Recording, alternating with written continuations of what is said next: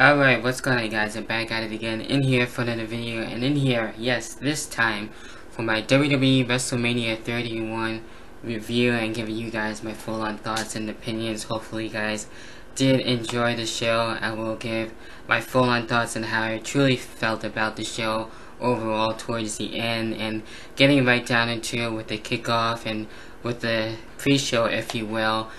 We started things off with a fatal four-way for the tag team titles, where we had New Day, Cesaro and Kane, Los Matadors, and as well the Usos.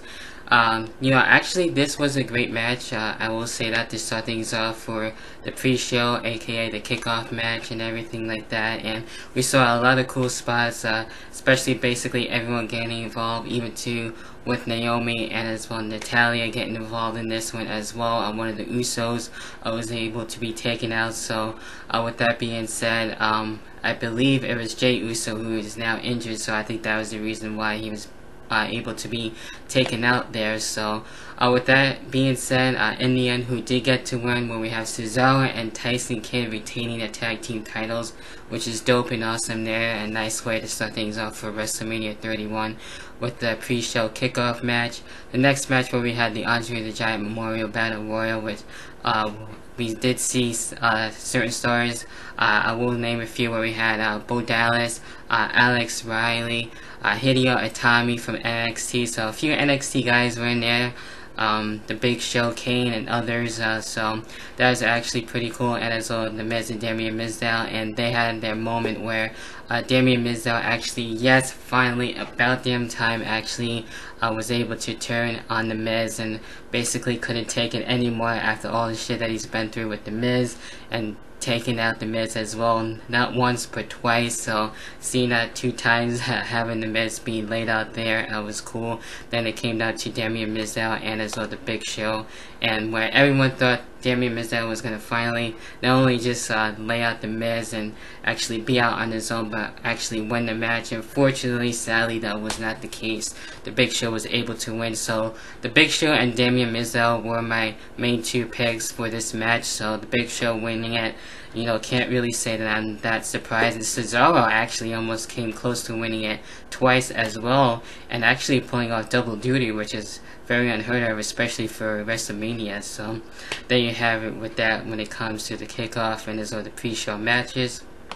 Then for the main card, we had the Intercontinental Championship ladder match, which I thought was a really awesome way to start things off for the first matchup of the evening for WrestleMania as a whole, and where we had Daniel Bryan, Bandit Barrett, Stardust, Luke Harper, Dolph Ziggler, and as well Dean Ambrose, all in this match, pulling out basically all the stops in this one, and basically what you would normally see in a traditional ladder match. And for the IC title, which was really cool, we had Pat Patterson actually out there and actually having the IC title be held above the ring and everything, which was dope.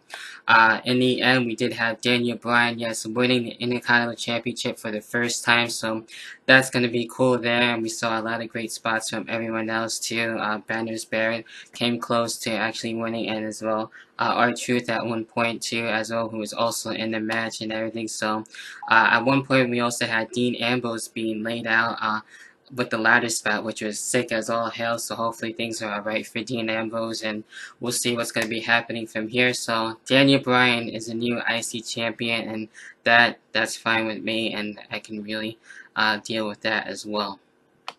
Then with the next match, where we have Randy Orton and Seth Rollins, and basically having to the point where Randy Orton has been wanting this for a long time, since he was taken out by Seth Rollins, and having him come back at Fastlane was really cool and everything. And the fact that him being a face right now and Seth Rollins being a heel has actually have been working really well too. And in the end, it was actually a good match. We had Jimmy Noble and as well Jerry Mercury out there as well with J&J Security.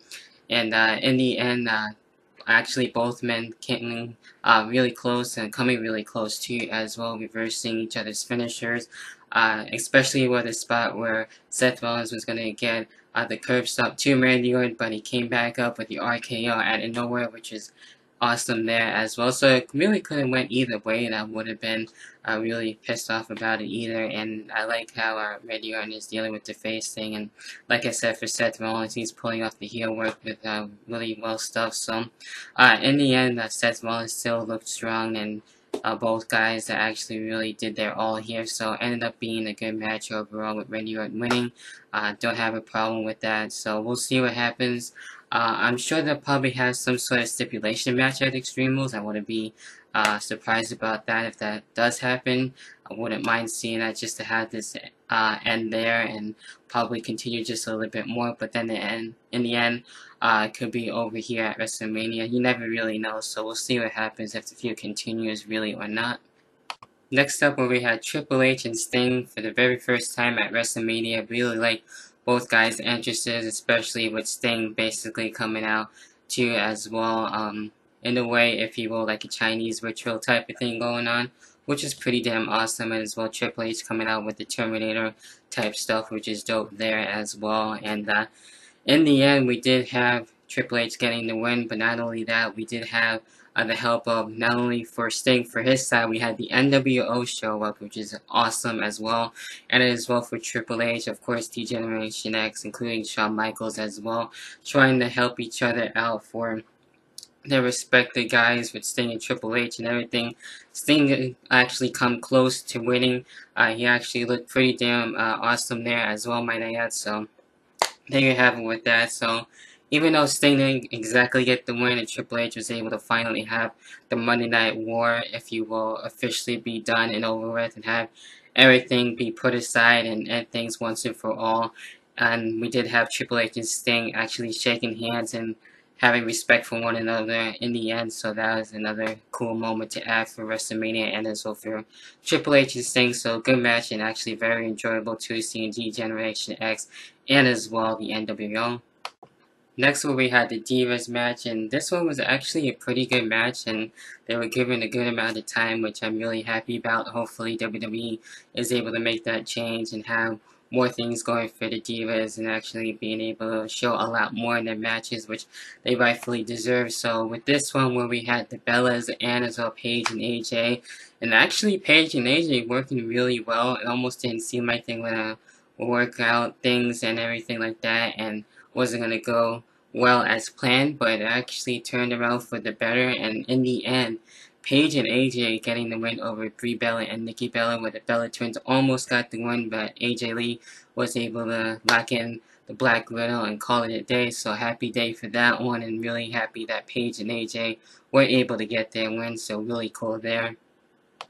Then with the next match, we had the United States Championship on the line, where we had Rusev and as well John Cena.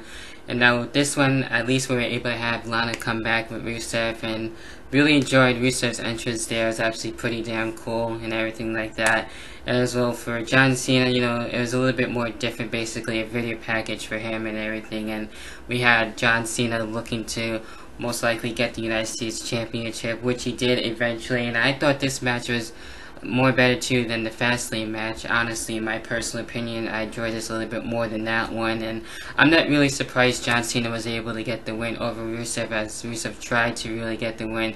We had the help from Lana too, and as well with also ended up with a screw up where actually Rusev running into Lana, and that's how John Cena was able to get the win there. So I'm pretty sure this is most likely over here, and we'll see other people looking to take out John Cena and see other people actually fight for the United States Championship and make it more relevant, and we'll see what happens with that. So it actually felt refreshing to see the United States Championship be brought back and have it be a little bit more interesting to have people fight for it more now. So having the relevancy of it and now being able to see what's going to be going for that, it's going to be interesting to see who's going to be the next set of challengers and everything for the rest of the year. So, you know, not really surprised about this, so can't really complain here about it. So it is what it is, and there you have it with that. Then what we had next wasn't a match, but actually a promo between Triple H and Stephanie McMahon announcing that another record has been made for WrestleMania 31. And not only that, basically bad-mouthing the people and saying they've done it all. Triple H ended things with Sting and feels like he has really nothing else to really prove against Sting, and that everything is done. And then not only that, we had The Rock come out, which was fucking awesome. Really a great moment there when The Rock basically challenged Triple H, and The Rock Triple H is looking to have a match at WrestleMania 32, and I'm actually for that. I mean, I wouldn't mind seeing that. Should be an interesting match. We've seen what these two can really do, especially having a hell of a rivalry, so it's going to be really cool. Not only that, we had Ronda Rousey actually helping out The Rock there and laying out Triple H and Stephanie McMahon a little bit, so that was really cool, a nice moment there. So we'll see what happens with The Rock and Triple H going into WrestleMania 32 in Texas, and that's supposed to be one of the matches to look forward for. So we'll see what happens with that. Not sure how you guys feel about that. What are your own thoughts and opinions? Not only with the match itself, but with the promo and everything. So I thought it was a badass moment. Really enjoyed that. Next up, we had The Undertaker and Bray Wyatt, which I thought was a great match. And seeing The Undertaker come back basically was a mixture of his current gimmick and as well a little bit with the American Badass. That's the type of vibe I kind of got with that, and I really enjoyed Bray Wyatt's entrance. I mainly do, so it's really cool to see that as well, especially with WrestleMania 2, getting to see all these entrances and everything. It adds a little bit more and creates more of that excitement, and it was really amazing to see The Undertaker come back. So now the question is this his last match? Is someone else going to be able to face him next year? I really don't know about that. We'll see what happens with that, and maybe last year. And as well, not only that, with this year, probably some of the final times of The Undertaker before he officially becomes a Hall of Famer, goes into the Hall of Fame and all that good stuff. But The Undertaker looked in good shape, and it was actually really cool. So in the end, we did have The Undertaker be able to get the win, as Bray Wyatt did come close. I really liked the spider walk, and as well the Undertaker sitting up too as well in the match, which is awesome. It took two tombstones to actually defeat Bray Wyatt, so there you have it there. So you know, even though Bray Wyatt lost, still Bray Wyatt looked strong, and as well the Undertaker looked just as badass. So no pun intended with that as well. So really cool that the Undertaker was able to get the win there. It was nice to see him, and as well now 22-1. So there you have it with that. So from there, of course, you move on to the main event, the WWE World Heavyweight Championship, which was on the line between Brock Lesnar and Roman Reigns. And despite with everyone having mixed reactions and everything about that, and in the end, most likely, for the most part, anyway, it was mainly dominated by Brock Lesnar. Roman Reigns just really trying to keep his all and trying to do everything that he can, and actually laughing at one point and saying basically that's all you got to Brock Lesnar, and trying to stay in within the fight. And Brock Lesnar actually laid, I believe, like 2 F5s to Roman Reigns, and Roman Reigns was able to get the Superman punch about a couple of times, maybe about 3 times or so. We see the German suplexes, almost just as much as how much John Cena got, but not nearly as much. I want to say about 10 times, and in the end, just when it seems like when Brock Lesnar was going to win it as well. We also had Seth Rollins, yes, running down the ramp and actually going into the ring and cashing in his Money in the Bank briefcase for the first time. Someone was able to cash in, and as well Seth Rollins wins the WWE World Heavyweight Championship and making it a triple threat match. So Roman Reigns was not the winner, and as well Brock Lesnar did not retain. So Seth Rollins, and basically showing that not only with Triple H and Stephanie saying that's basically their plan B, and actually showing it there. So Seth Rollins is the new champion, and I gotta say, I actually kind of saw it coming on basically on Raw or at another point in time, but for WrestleMania, I wasn't too sure about it. I actually talked about it too early in the night with Chris, and as well a good friend of ours with Mike and everything. So it was really interesting to see on how that was going to plan out and everything. So Seth Rollins is the new WWE World Heavyweight Champion, so that's going to be interesting. I'm sure we're going to probably see Seth Rollins and Roman Reigns at Extreme Rules for the title, now that Brock Lesnar was able to resign with WWE, and now not willing to be able to deal with UFC at the moment and deal with WWE and have his part-time deal. So there you go. So Seth Rollins cashing in successfully and looking to have a interesting title run, so that's really cool. So big ups to Seth Rollins in that one to see what's going to be happening for him now. So definitely going to be interesting there. So Anyway, overall, very enjoyable WrestleMania, more better than I thought. And in the beginning, I wasn't too sure about it, had mixed reactions, but as the time got closer, and especially throughout the event, I did enjoy it, especially with the other stuff that we did get with it. So really, nothing really bad about this WrestleMania at all, at least for me, in my personal opinion.